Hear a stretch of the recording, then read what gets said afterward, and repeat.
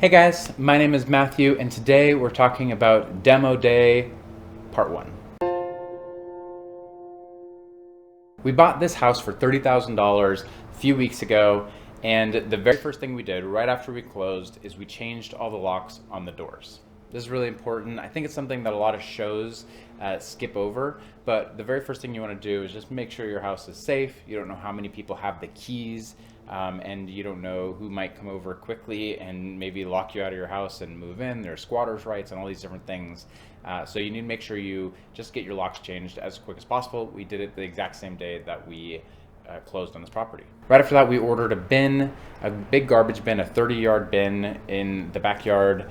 It came a couple weeks later because we're off doing some other travels. We made a couple other videos in the meantime, but we've been back for about a week and a half now, and we have been working on the house. We've been filling up that garbage bin with all sorts of different stuff. The very first thing we started on was a problem area. We'd mentioned that there was some water damage and we weren't sure how long ago it was, how old it was. We wanted to dig into that and very first to try and find out, hey, what kind of repair was done to fix that damage. It turns out the repair was pretty shoddy. We're not very impressed with it, and so that was a good first thing to know, though, is that the roof is definitely going to need at least some amount of work done on it. The next place we wanted to check out was there was a section in the back where we could tell the roof was sagging a little bit, and again, we started digging into that area and found out that the wall there is going to need some repairs. So we knew right away two of the first areas we checked in on need some repairs. That particular stud wall was really interesting. I'm posting some videos here of it. It is shocking what happened here. I'm not sure who built this or why, but it is really impressive stuff for sure. So that will be a rebuild as well. Basically, the process here is take a sledgehammer or a reciprocating saw or a crowbar and just knock through the walls, pull the stuff off the walls, and get it onto the floor. You want to be pretty careful with this. In some areas, you don't want to accidentally break something that's structural. You don't want to pull out 2x4s if you can help it, but you want to basically get everything else out of there. One of the things I think is really funny is in these shows about remodels and flips and things like that, so often they call this experience Demo Day, which is the title I put on this video as well. But it's so funny because this does not take a day. Even for professional crews, a lot of times this is a multi-day thing, but especially if it's just you out here, you're working on this, it's taken me a week and a half to get to the stage that I'm at now, and I'm not done. Obviously, it's a lot of hard work. Swinging a sledgehammer over and over again, and the saber saw and everything else going. I have blisters that have broken open multiple times in the last few weeks, and they've bled over and they've scabbed and they've completely healed again now, but they're getting ready to break again. That is just kind of part of the process.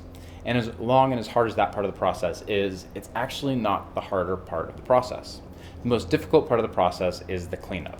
All the stuff that hits the floor, all the plaster and the drywall and the lath, all of it has to be taken out to the bin and loaded into the bin. And that takes at least as much time, but most of the time it takes more time than it does to actually make the mess to begin with. A lot of people have asked me the question about this and they say, well, why aren't you just doing the thing where you just put more drywall over the top of it? Like break through the sections you need and then just drywall over it again.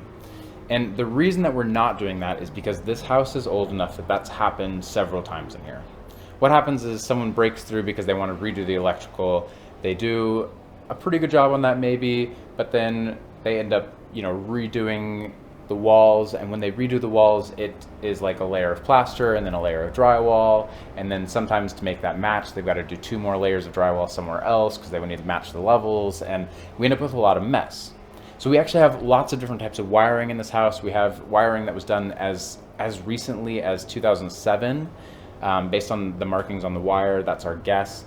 But we've also got some stuff that's like aluminum wire, which is a super fire hazard. We've got the stuff that's like tube style wiring. They call it that even when it doesn't have tubes, anything with the cloth in it. So we have lots of different wiring styles from lots of different repairs over the years. And basically we wanted to make sure that we got all that stuff out of here so we actually know the problems that we're dealing with, so we actually understand what's going on. One of the most egregious examples of this was in the upstairs bathroom, where there was the original lath and plaster, and then on top of that was 2 layers of drywall because they tried to match something up at some point. Then later on, someone else came back and rebuilt like a little 1x spacer wall thing, which I'm not sure what they were trying to match to, but that is in there as well. And then they put drywall on top of that, and then they tiled on top of that because it was over the top of the bathroom. over the top of the bathtub rather. And I was super impressed because I went, wow, as I'm tearing this stuff out and just layer after layer of it's coming off, it's like we're actually gaining real estate in the bathroom right now, like real inches in the bathroom. We're making it a larger space. And that's part of why those types of situations are part of why we decided to do a full gut here. We wanted to know everything that's going on in the house, and we didn't want to come into any surprises 5 years down the road where we say, well, we have to pull all this out because we didn't know it was here.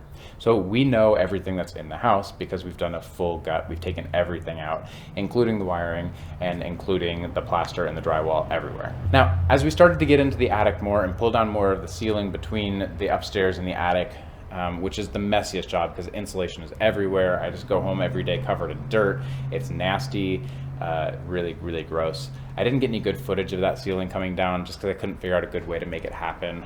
But as I'm working on that stuff, we've discovered two problems. One of them is probably our roof needs to come down and be replaced altogether. The asphalt shingle there is, maybe it's older or maybe it wasn't put up well, but there are leaks in like 4 different places. So we're gonna probably end up replacing the whole roof is our guess. In addition to that, there's a chimney that's leaning, so we're gonna try and get rid of that. We already knew we had kind of a repair on the front side of the roof that we were gonna work on as well. So it just makes sense. We're probably gonna end up re-roofing everything. The other problem we ran into is we have some tenants in the house already that we weren't aware of. These guys are not paying rent. So evictions process on non-rent payers right now isn't super good. We'll let you know what's going on. It may actually be just that our presence get these guys out of there, but we'll see. We'll keep you guys up to date on our tenants.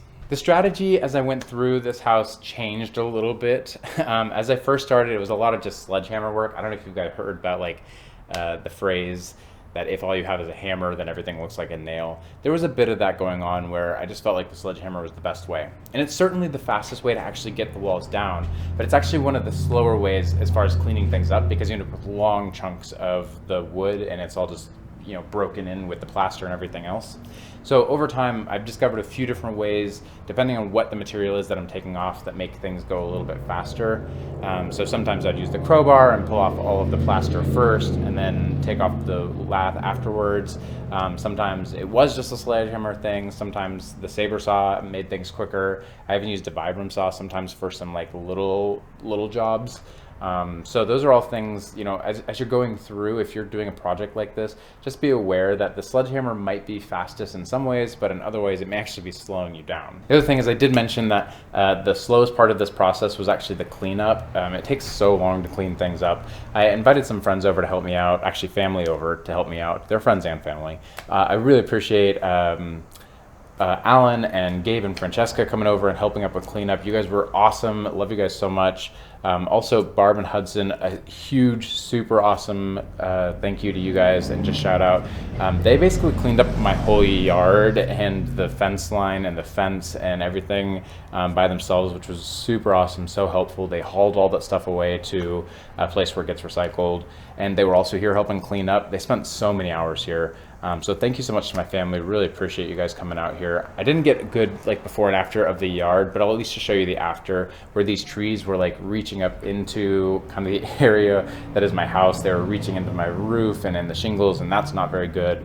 And then along the whole fence here, which is mostly torn down, they also were up in the electrical, which obviously is not good. You don't want trees in your wires. And so they did an awesome job. We're so thankful to those guys for being over here and helping me out. So then I started running into one last problem, which I took a short video of here. In the video I say that it's Wednesday, but that's actually on Tuesday. So check this out.